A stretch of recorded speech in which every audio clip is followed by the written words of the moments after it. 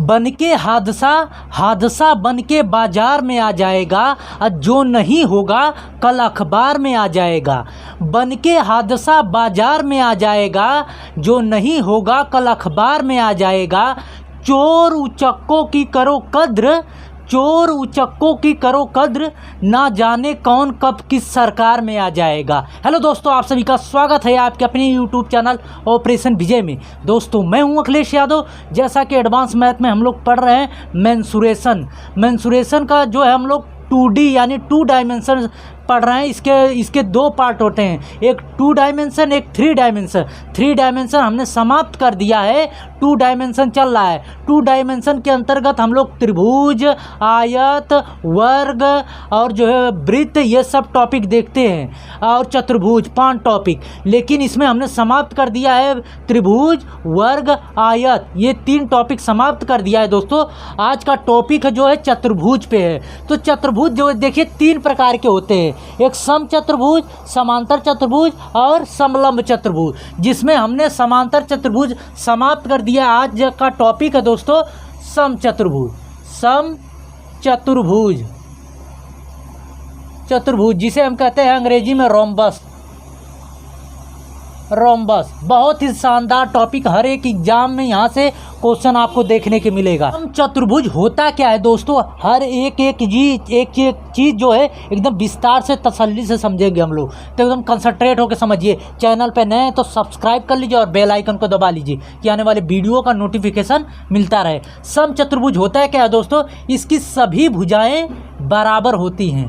क्या होती हैं? बराबर होती हैं, लेकिन जो है बराबर होती हैं, लेकिन 90 डिग्री पे विभाजित नहीं करती। मतलब ये 90 डिग्री पे इनके बीच का कोण नहीं बनता, जहाँ पे ये यहाँ पे, और ये 90 डिग्री का कोण नहीं बनता।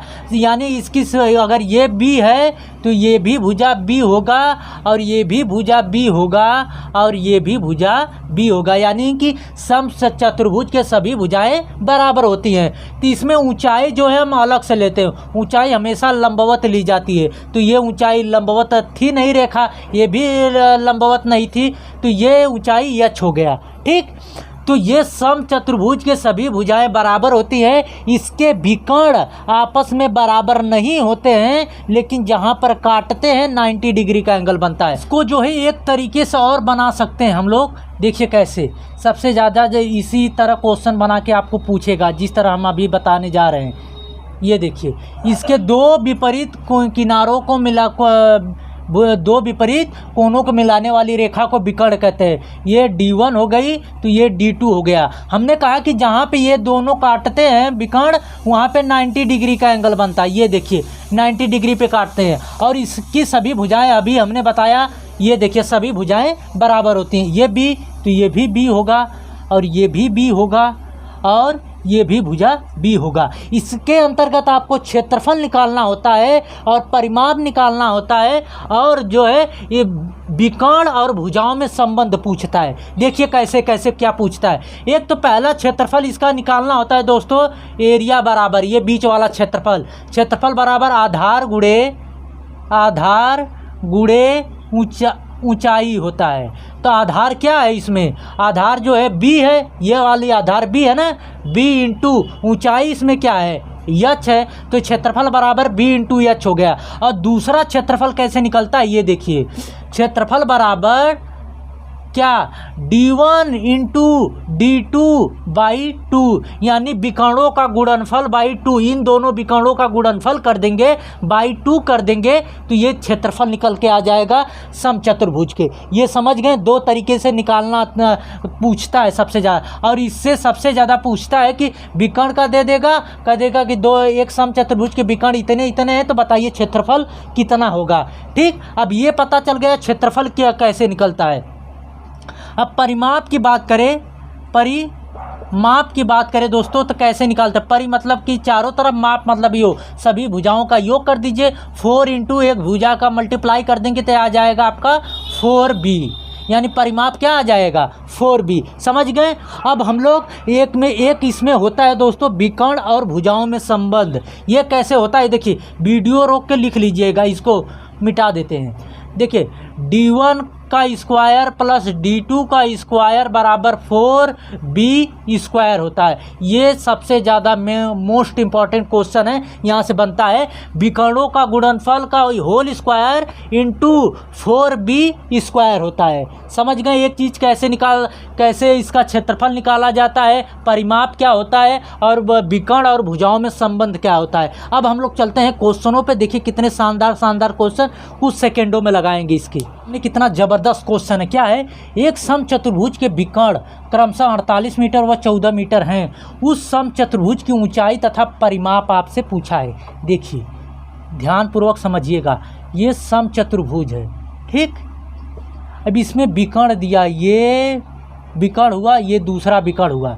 अब देखिए ये जो है कह रहा है कि ये 48 मीटर है, ये 14 है। चाहे इसको 48 मान सकते हैं, इसको 14 मान सकते हैं, कोई फ़र्क पड़ेगा नहीं, ठीक।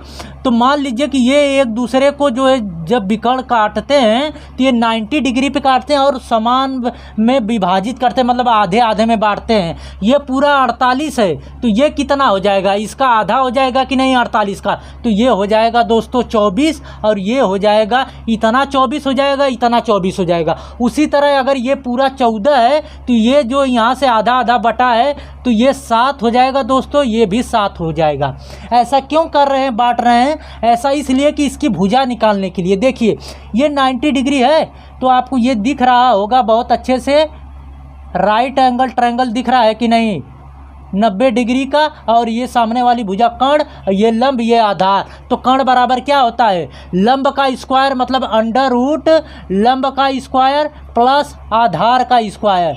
तो कितना हो जाएगा, ये आ जाएगा 625 और 625 का वर्गमूल निकालेंगे तो ये आ जाएगा दोस्तों 25। यानी इसकी भुजा कितनी आ जाएगी, सभी भुजाएं बराबर होती हैं, ये 25 ये 25 तो ये भी 25 और ये भी 25। तो आपको यहाँ से भुजा पता चल गई। तो आपसे पूछा है कि इसकी ऊंचाई बताइए और परिमाप। तो पहले ऊंचाई की बात करते हैं। तो ऊंचाई किस में होता है, आधार गुणे ऊंचाई मतलब क्षेत्रफल में। देखिए एक क्षेत्रफल कैसे निकालते हैं, b इंटू आधार गुणे ऊंचाई, और दूसरा क्षेत्रफल निकाला जाता है दोस्तों आपका क्या, विकर्णों का गुणनफल बाई में 2 कर देंगे तब। दोनों क्षेत्रफल चाहे इससे निकालिए चाहे इससे निकालिए, जो इससे क्षेत्रफल आएगा वही इससे, यानी कि दोनों क्षेत्रफल बराबर होंगे। तो ये भी सूत्र भी आपस में बराबर होंगे। ऐसा क्यों कर रहे हैं, क्योंकि यहाँ पे यच दिया है और कहीं इसके सूत्र में यच दिया नहीं था, तो यहाँ से आपको ऊंचाई निकालना पड़ेगा। ये ऊंचाई का इससे लेंगे, ये दोनों भुजाओं के बीच की दूरी, यही आपकी ऊंचाई कहलाएगी। तो ये ऊंचाई कैसे निकलेगी, यहाँ से आधार क्या है, यानी कि इसकी भुजा 25 गुणे यच बराबर विकर्ण कितने हैं, 48 गुणे 14। ये विकर्ण 48 गुणे 14 है ना, बट्टे में 2 कर देंगे तो ये काटेंगे या 7 बार में, तो यच बराबर कितना आ जाएगा, 48 सत्ते मल्टीप्लाई करके इसे डिवाइड करेंगे तो ये आ जाएगा दोस्तों 13.44 मीटर। यानी ऊंचाई आपकी निकल के आ गई 13.44 मीटर। तो परिमाप पूछा, क्या परिमाप। अब परिमाप बराबर क्या होता है, हमने कहा 4 इंटू भुजा, तो 4 का मल्टीप्लाई गुणे भुजा कितनी है 1, जब 25, तो यहाँ से देखिए 25 चौके कितना आ जाएगा 100 मीटर, ठीक। ये आ जाएगा ऊंचाई इतना मीटर और जो है परिमाप निकल के आ गया 100 मीटर। क्लियर हो गया कि ये कैसे निकाला जाता है, ठीक। चलते हैं अगले क्वेश्चन पे हम लोग। आपके सामने बहुत ही ज़बरदस्त क्वेश्चन, ये ग्रुप डी का क्वेश्चन है। देखिए क्या कहा, यदि किसी समचतुर्भुज के विकर्णों का योग 10 सेंटीमीटर है तथा इसका परिमाप जो है कितना दिया है 4√13 सेंटीमीटर हो, तो विकर्णों की लंबाई आपसे पूछा है। देखिए ये आपको एक समचतुर्भुज दिया है, ठीक, और इसके विकर्ण हैं, यहाँ से इसके ये विकर्ण है जो 90 डिग्री पे काट रहे हैं। तो जब विकर्ण है दोस्तों, ये पूरा ये D1 है, ये पूरा D1 है, तो यहाँ से आधा बटेगा तो ये D1/2 हो जाएगा कि नहीं, ये D1/2 तो ये भी D1/2 होगा,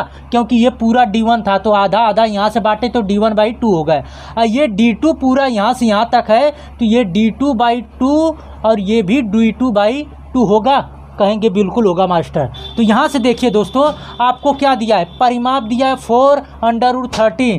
तो यहाँ से देखिए परिमाप बराबर होता है क्या दोस्तों, 4 गुणे भुजा, ये जो है दिया है परिमाप कितना दिया 4 × 13। तो यहाँ से देखिए 4 गुणे भुजा बराबर 4 इंटू √13। ये समझ रहे हैं कि नहीं। परिमाप बराबर होता है 4 गुणे भुजा और परिमाप दिया है आपका 4 √3 तो 13, तो ये इसके बराबर हो जाएगा। ये 4 से ये 4 कट गया तो b बराबर आ गया √13। इसको एकदम तसल्ली समझिए कि समझिएगा, क्योंकि इसका विस्तार लगाएंगे तो एक पन्ने में लगेगा। अब आप अगर यूजिंग कॉमन सेंस लगाएंगे तो डायरेक्ट 3 से 4 सेकंड में लगेगा। अब देखिए, एक ये समचतुर्भुज है और इसका ये विकर्ण है, और ये जो है भुजा जो है कितना √13 दिया है। कितना दिया है √13। ये सभी भुजाएं पता चल गई ना, b बराबर दिया है √13। अब ये होगा कब √13, ये हमसे बताइए।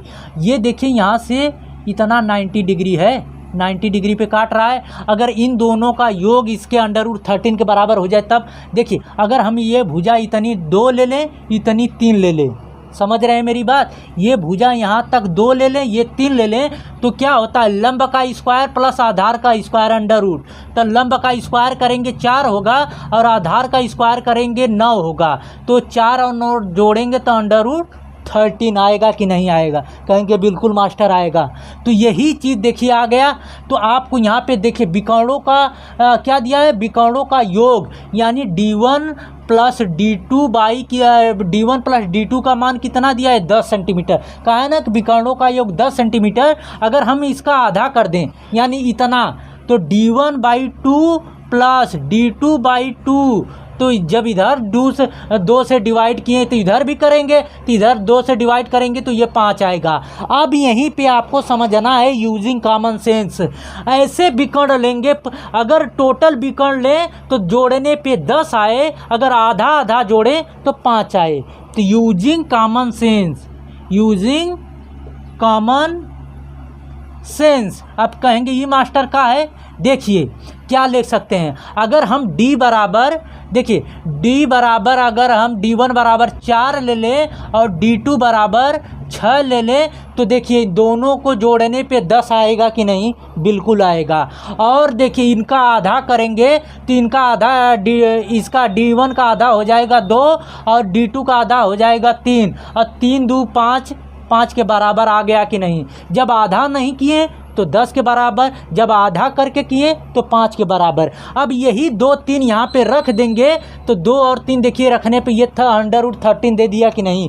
तो यानी विकर्ण आपके पता चल गए कितने हैं, 4 और 6 हैं। समझ गए यूजिंग कॉमन सेंस। नहीं तो आप क्या करते हैं, ये √13 था ना, तो आप करते हैं कि इसका स्क्वायर करते हैं, फिर इसका स्क्वायर करते हैं, फिर जो है बराबर इसके करते हैं। कैसे करते हैं कि d1/2 का होल स्क्वायर प्लस d2/2 का होल स्क्वायर, मतलब लंब का स्क्वायर आधार का स्क्वायर बराबर कर्ण के बराबर होता √13 के स्क्वायर के बराबर हो जाएगा। अब यहाँ से आप समीकरण बनाइए, तब हल करिए, तब जाके आपको d1 बराबर 4 और d2 बराबर 6 आएगा। यहाँ पे देखिए कुछ सेकंडों में सिर्फ यूजिंग कॉमन सेंस से लगा लिए कि नहीं। तो इस तरह आप जो है बड़े से बड़े क्वेश्चनों को सॉल्व कर सकते हैं। तो समचतुर्भुज में जो भी बन सकता था दोस्तों, हमने सभी समझा दिए हैं कि क्या इसमें कैसे इसके आधार पता चल गया। आपको जो है क्षेत्रफल निकाल सकते हैं, परिमाप निकाल सकते हैं। क्षेत्रफल के 2 सूत्र हमने बताए आपको।